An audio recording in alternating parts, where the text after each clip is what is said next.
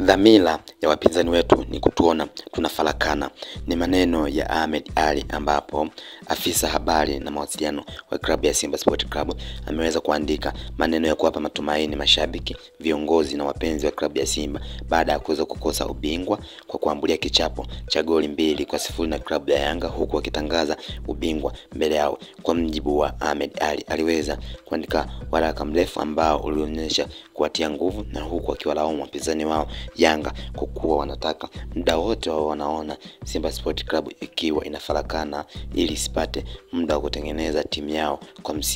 misimu inayokuja. Kwa mjibu wa Ahmed Ally, anadai kwamba haijalishi tunaanguka mara ngapi, lakini hatutaka chini tukijikatia tamaa, bali tutaamka na kuendelea kupambana. Waliofaulu wenye mapambano makubwa hawakutumia muda kulaumu, kukejeli wala kutukana, bali walitumia muda kutatua changamoto zao na kunyanyuka kuendelea na mapambano kwa nguvu mpya zaidi. Ahmed Ally anaendelea kudai kwamba let's go wana Simba, dhambi kubwa tutakayoifanya timu yetu ni kukata tamaa na kuacha asili yetu ya nguvu moja. Dhamira ya wapinzani wetu ni kutuona tunafarakana ili tusipate muda wa kutengeneza timu yetu kwa msimu ujao. Simama, nyanyuka mwana Simba, mapambano yanaendelea, aliweza kuandika Ahmed Ally wakati akiwatia moyo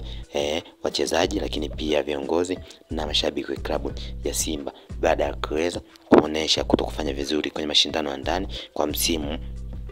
wa 2024-2025, kutoa kwamba mtu yote anatakiwa asiweze kukata tamaa, hivyo asipoteze asili yao ya nguvu moja. Hii imekuja baada ya wengi kuweza kutoa shutuma na lawama kwa viongozi wengi wa klabu ya Simba kwa kudai kwamba hakuweza kutekeleza matakwa yao vizuri, hivyo inakuwa ni ngumu kwamba wachezaji wao walishindwa kufanya kile ambacho kilikuwa kinatakiwa kunako klabu hiyo. Hii imekuja baada ya klabu hiyo kuweza kupoteza makombe yote na kwenye mashirikisho yote ambao wanashiriki, yani under 20 kwa wanawake mpaka kwa wanaume, hivyo na kudai kwamba basi huenda kuna sehemu ambayo kuna shida kwenye uongozi. Kwa mjibu wa Ahmed Ally, anadai kwamba kwa maana Simba dhambi kubwa ni ile ambayo watakaifanya ni timu yao ni kukata tamaa na kuacha asili yao ya nguvu moja, kwa kuwa wanaojua wapinzani wao kwamba wao wanapenda